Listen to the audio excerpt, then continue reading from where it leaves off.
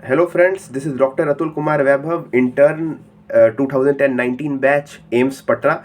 तो फ्रेंड्स, अभी नेक्स्ट को लेकर एक बहुत बड़ा अपडेट आया है, एक तरह से कह सकते हैं। इसमें ऐसा अपडेट नहीं है कि इसमें कोई डेट वेट का जिक्र हो गया, ऐसा कुछ अपडेट किस सेंस में मैं बताता हूँ आपको। तो एक रेगुलेशन एनएमसी ने रिलीज़ किया 24 जनवरी 2024 को, दैट इज़ कल।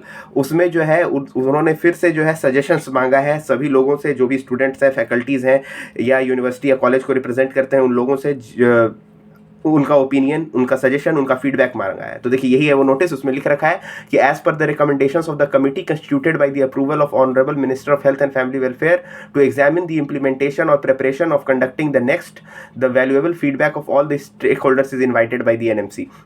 द हेल्थ मिनिस्टर ने कमेटी जो गठन किया था उसके रिकमेंडेशंस पर कमेटी गठन किया था कि क्या नेक्स्ट को कैसे इंप्लीमेंट किया जाएगा, उसके लिए कैसे तैयारियां की जाएंगी। उस कमेटी ने सजेस्ट किया है कि सभी लोग जो है अपना ओपिनियन दें। तो उसी को लेकर एक गूगल फॉर्म जो है डाला गया है। In this regard the stakeholders are requested to go through the NMC next regulations 2023 which can be accessed at, ये लिंक है। तो वही वाला लिंक है, गजेट वाला लिंक है। जो गैजेट वाला लिंक जो आपको याद होगा कि मैंने इस पर एक वीडियो भी बनाया था, उसका मैं लिंक प्रोवाइड कर दूंगा। आप उस गैजेट को भी जाके आप देख सकते हैं कि उसमें क्या क्या लिख रखा था, उस क्या क्या रूल्स लिख रखे थे उसमें।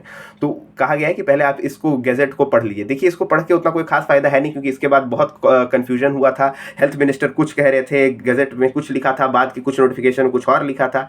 क्योंकि हेल्थ मिनिस्टर कहते थे कभी कि नेक्स्ट में आप लोगों को एमबीबीएस में आप लोगों को डिग्री मिल जाएगी, बट प्रैक्टिस करना होगा तो उसके लिए लाइसेंसिएट होगा, तो वगैरह बहुत सारा कंफ्यूजन क्रिएट हो गया था इसके बाद।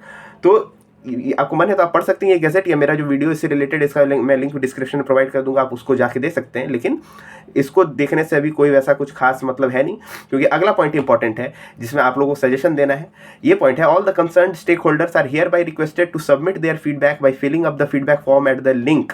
ये लिंक है लेटेस्ट बाई 7/2/2023। वो 23 गलत लिख रखा है, उसको लेके एक अपडेटेड भी आ गया है डॉक्यूमेंट, उसमें लिख रखा है 2024, दैट इज 7 फरवरी 2024 से पहले सभी से अपना सजेशंस जो है मांगा गया है। तो अब ये क्या है फॉर्म, और इसको इसमें क्या क्या दिया गया है, इसको हम लोग डिस्कस करेंगे। और सभी को सभी जितने भी स्टूडेंट्स हैं सबको ये फॉर्म भरना चाहिए, सबको को फिल करना चाहिए। अपने पेरेंट्स से भी फिल करवाना चाहिए, अपने कॉलेज में अपने सभी फैकल्टीज से फिल करवाइए जितने लोगों से हो सके। जितने आपके सीनियर्स हैं, जितने आपके जूनियर्स हैं, सबसे फिल करवाइए, क्योंकि एनएमसी को पता लगना चाहिए कि ओपिनियन क्या है सबका, सबका मंशा क्या है, स्टूडेंट्स क्या चाहते हैं, मेडिकोस क्या चाहते हैं। और इसमें राइट ऑप्शन क्या आपको फिल करना चाहिए, मेरे हिसाब से जो मेरा ओपिनियन है वो भी मैं बताऊंगा कि बेस्ट क्या रहेगा फिल करना। तो चलिए इसको हम लोग जो है डिस्कस करेंगे, इस पूरे गूगल फॉर्म को, ठीक है। तो यही है फ्रेंड्स वो गूगल फॉर्म, जिसका लिंक ये मैं आपको प्रोवाइड कर दूंगा डिस्क्रिप्शन में भी, या आप एनएमसी के ऑफिशियल वेबसाइट से भी जा सकते हैं, एक्सेस कर सकते हैं इसको। तो ये नेक्स्ट रेगुलेशन जो 2023 था उसी में जो क्या क्या ओपिनियन है उसको रिलेटेड ये फॉर्म है, आप अपना ओपिनियन दे सकते हैं। तो ये ओपिनियन कोई भी दे सकता है, चाहे आप देख सकते हैं स्टूडेंट हो, फैकल्टी हो, इंस्टीट्यूट का कॉलेज या यूनिवर्सिटी भी इसको फिल कर सकता है, या अदर्स भी, जैसे कि पेरेंट्स वगैरह भी फिल कर सकते हैं। अदर्स में तो आप किसी से भी फिल इसको करवा सकते हैं। मतलब कि आप मैं तो चाहता हूँ कि ज़्यादा से ज़्यादा लोग आप लोग जो है इसको फिल करिए, ताकि एनएमसी को जो है पता चल सके कि क्या मेडिकोस के दिमाग में है, वो वे क्या चाहते हैं। तो और यही उनका जानने का मंशा भी है, इसलिए ये फॉर्म भेजा भी है। तो चलिए, तो इसमें पहला, इसमें क्या क्या फिल करना बेटर रहेगा अकॉर्डिंग टू मी, वो मैं डिस्कस करता हूँ। तो पहला है कि stakeholder providing the feedback. तो कौन ये फॉर्म भर रहा है, तो चूंकि मैं एक स्टूडेंट हूँ तो मैंने स्टूडेंट पर मार दिया है। आप जो भी हो आप वो अपना अकॉर्डिंगली चूज कर लीजिए। अगला क्वेश्चन है, the next exam should, number 1 है replace the conventional MBBS final year exam, मतलब एमबीबीएस का फाइनल ईयर एग्जाम को रिप्लेस कर देना चाहिए नेक्स्ट के द्वारा। या सेकंड है कि separately in held separate in addition to conventional MBBS final year exam, मतलब एमबीबीएस का फाइनल एग्जाम भी होना चाहिए और सेपरेटली नेक्स्ट होना चाहिए। तो मेरे हिसाब से फ्रेंड्स, क्योंकि नेक्स्ट का मेरे हिसाब से नेक्स्ट को एक पीजी एंट्रेंस की तरह लिया जाना चाहिए। एमबीबीएस का फाइनल ईयर एग्जाम को रिप्लेस कर देने से बहुत सारी दिक्कतें आएंगी मेरे हिसाब से, इसलिए हमको लगता है कि आपको सेकंड ऑप्शन इसमें मारना चाहिए, that is it should be held separate. मतलब फाइनल ईयर का एग्जाम फाइनल ईयर का करवा लो और नेक्स्ट एग्जाम आप करवाओ एज अ पीजी एंट्रेंस। तो इसमें सेकंड ऑप्शन मारना बेटर रहेगा अकॉर्डिंग टू मी। अगला क्वेश्चन है, the time manner for next examination next exam should be applicable in, मतलब कैसे इसको अप्लाई करना चाहिए नेक्स्ट एग्जाम को, रेट्रोस्पेक्टिव मैनर में, मतलब कि प्रीवियस बैचेस जो अभी चल रहे हैं 2019 बैच, 20, 21, 22, 23 और भी प्रीवियस बैचेस आप ले लीजिए 2018, 17, 16 जो भी जिनको एग्जाम देना है, तो ये रेट्रोस्पेक्टिव मैनर में लागू होना चाहिए। प्रीवियस बैचेस पर जो भी हम लोग हैं उन लोग पर लागू होना चाहिए, या प्रोस्पेक्टिव मैनर पर लागू होना चाहिए, that is the fresh batch entering the MBBS hence fourth, मतलब आगे जो अब आएंगे 2024 बैच जो अब एंट्री मारेगा एमबीबीएस का, तो उससे होना चाहिए, जो अभी नीट का एग्जाम होगा और फिर जो 2024 बैच घुसेगा उससे होना चाहिए। तो मेरे हिसाब से प्रोस्पेक्टिव मैनर पर आप लोग सभी इसको मारिए, और ये सबसे इंपॉर्टेंट क्वेश्चन है इस पूरे फॉर्म का। सभी को मैं रिक्वेस्ट करता हूँ कि इसमें आप प्रोस्पेक्टिव मैनर मारिए, ताकि हम लोग जितने भी बैचेज जो ऑलरेडी पढ़ रहे हैं हम लोग पर कोई दिक्कत ना आए, हम लोग गिनी पिक्स ना बने इसमें, हम लोग पर एक्सपेरिमेंट ना हो।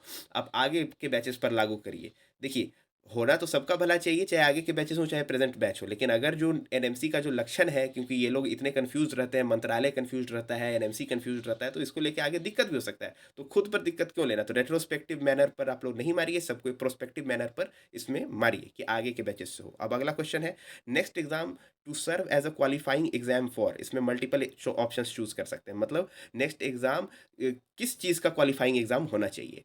एमबीबीएस फाइनल ईयर के लिए होना चाहिए, लाइसेंसिएट होना चाहिए तो लाइसेंस के लिए होना चाहिए, या पीजी कोर्स एडमिशन के लिए होना चाहिए, या इनमें से आप कॉम्बिनेशन भी टिक कर सकते हैं, जैसे ये प्लस ये 1+2 2+3 कुछ भी। तो ये सब मत करिए, कॉम्बिनेशन ऑप्शन नहीं चाहिए, चुपचाप इसमें PG course admission entrance exam आप लोग सिलेक्ट कर दीजिए, टिक मार दीजिए। इसको फाइनल ईयर एग्जाम क्योंकि मेरे हिसाब से सेपरेट होना चाहिए, और इसका नेक्स्ट का purpose should only be for PG course admission entrance exam. Even licensing के लिए इसका मेरे हिसाब से कोई ज़रूरत नहीं होना चाहिए, क्योंकि अभी प्रेजेंट का सिस्टम कितना स्मूथ है कि फाइनल एग्जाम आप क्लियर करिए और आपको लाइसेंस मिल जाएगा। लाइसेंसिंग के लिए क्यों अलग एग्जाम दे कोई भी, ये एक्स्ट्रा बर्डन कोई क्यों उठाए कोई, इसीलिए आप उसको नहीं मारिए, और ऑप्शन 3 इसमें मार दीजिए, PG course admission entrance exam. अब अगला क्वेश्चन है, next exam should comprise of, इसमें भी मल्टीपल क्वेश्चंस ऑप्शंस आप चूज कर सकते हैं। तो it should comprise of next 1 MCQs, next 1 theory, next 2 practical / clinical. तो इसमें आप पहला ऑप्शन मारिए कि next 1 it should be MCQ based, क्योंकि अब पीजी एंट्रेंस के लिए हम लोग सोच रहे हैं कि हो, तो PG entrance should not be theory, नहीं तो पार्शियलिटी हो जाएगा। तो ओनली ऑप्शन 1 यहाँ मारिए, नेक्स्ट 1 एमसीक्यूज। और लास्ट वाला ऑप्शन आप मार भी सकते हैं, नहीं भी मार सकते हैं। आइडियली नेक्स्ट 2 तो होना नहीं चाहिए, इंटर्नशिप के बाद नहीं करवाना चाहिए, क्यों कोई करवाए इंटर्नशिप के बाद एक अलग से एग्जाम। तो आप इसको ब्लैंक भी छोड़ सकते हैं, लास्ट ऑप्शन नहीं भी मार सकते हैं, लेकिन मन करे तो आप लास्ट ऑप्शन पर टिक कर भी दीजिएगा, तो उतना कुछ खास असर नहीं पड़ेगा। Next 2 should be a practical और अ क्लिनिकल एग्जामिनेशन।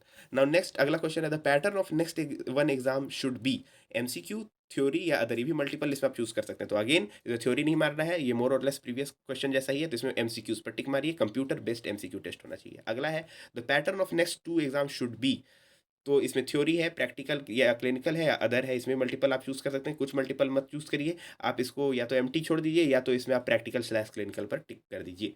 अब अगला question, next exam syllabus should comprise of, तो इसमें सिलेबस क्या क्या होना चाहिए इसका, तो only part 2 of the final year MBBS, both part 1 and part 2 of the final year MBBS, या ऑल 4 ईयर ऑफ एमबीबीएस। तो इससे आपको जो मन करे आप इसमें अपने हिसाब से मार दीजिए। मेरे हिसाब से both part 1 and part 2 of final year MBBS होना चाहिए, थर्ड एंड फोर्थ ईयर दोनों के सब्जेक्ट्स को कंसिडर करना चाहिए, क्वेश्चंस रहने चाहिए, ताकि क्लिनिकल बेस्ड क्वेश्चंस इसमें रह सकें। 4 ईयर्स का क्वेश्चन रखना कोई ज़रूरी नहीं है, और सिर्फ फाइनल ईयर का रख दिया जाएगा, ईएनटी ऑफ हटा दिया जाएगा, ये भी मेरे हिसाब से उचित नहीं होगा। तो आई थिंक मेरे हिसाब से second option is best, but you can choose accordingly जैसा आपको अच्छा लगे। Now how many supplementary chances should be provided in next exams in an academic year, एक साल में कितना सप्लीमेंट्री का चांसेस होना चाहिए नेक्स्ट में सप्ली एग्जाम का, तो एक साल में 2 होना चाहिए मेरे हिसाब से, तो 2 यहाँ आप मार सकते हैं। अब अगला है, हाउ मेनी नेक्स्ट एग्जाम या exams do you prefer in an academic year, एक एकेडमिक ईयर में आप कितना चाहते हैं कि कितना नेक्स्ट एग्जाम हो। तो देखिए, अभी भी पीजी एंट्रेंस जो है 2 बार होता है INICET, तो उस हिसाब से 2 बार तो कराया ही जा सकता है पीजी एंट्रेंस, अगर नेक्स्ट को पीजी एंट्रेंस के हिसाब से देखा जाए तो ठीक है, आप मर्ज कर दीजिए, आप नेक्स्ट को मर्ज कर दीजिए, ये नीट पीजी और INICET को मर्ज करके नेक्स्ट बना दीजिए, और नेक्स्ट को आप 2 बार कंडक्ट करा दीजिए। तो मेरे हिसाब से यहाँ पर आप 2 ओपिनियन में आप 2 मार दीजिए कि एक साल में 2 बार एग्जाम होने चाहिए। अब अगला है, how many counsellings do you prefer in an academic year, अब 2 एग्जाम होगा तो 2 काउंसलिंग होना चाहिए, तो 2 मार दीजिए। अब है, any other feedback regarding next regulation, अब आपको जो भी इसमें और भी कुछ अप्रोप्रिएट सजेशन लग रहा है, जो कि आपको मन कर रहा है कि दिया जाए एनएमसी को, तो वो आप दे सकते हैं, और उसके बाद सबमिट इसको कर दीजिए। तो फ्रेंड्स, अब तो आप समझ गए होंगे कि कैसे ये फॉर्म फिल करना है और अपना सजेशंस को सबमिट करना है। तो आप जम के आप इस फॉर्म को फिल करिए, लिंक इसका डिस्क्रिप्शन में भी मैंने दे रखा है, और आप ऑफिशियल वेबसाइट से भी आप एक्सेस कर सकते हैं, और जम के जितने लोगों से आप फिल करवा सकते हैं अपने बैचमेट से और अपने फ्रेंड्स से, जूनियर से, सीनियर सबसे फिल करवाइए और ज़्यादा से ज़्यादा रिस्पॉन्सेज फिल करिए। हाँ, अब भले एनएमसी इसको माने या ना माने, हालांकि उन लोग कुछ तो सोचा होगा कि सुना जाए स्टूडेंट्स का, तो हो सकता है हमारी बात सुन ली जाए और आगे के बैचेस से प्रोस्पेक्टिव मैनर में इसको कंडक्ट करवाया जाए। न्यू बैचेस जो एंटर कर रहे हैं उससे, तो प्रोस्पेक्टिव मैनर वाला क्वेश्चन खास करके उसमें ज़्यादा से ज़्यादा लोग प्रोस्पेक्टिव पर टिक करिए और इसको सबमिट करिए। होपफुली आपको ये वीडियो बहुत इंफॉर्मेटिव लगा हो। इसी तरह के और भी वीडियोस के लिए आप इस चैनल को सब्सक्राइब कर सकते हैं और इस वीडियो को ज़्यादा से ज़्यादा शेयर करिए ताकि ज़्यादा से ज़्यादा लोगों तक ये इन्फॉर्मेशन पहुंच पाए और ज़्यादा से ज़्यादा लोग ये फीडबैक फिल कर सकें। और अगर वीडियो अच्छा लगा हो तो आप वीडियो को लाइक कर सकते हैं। And for more such videos and other videos regarding MBBS and medicos life, you can subscribe to my channel. Thank you.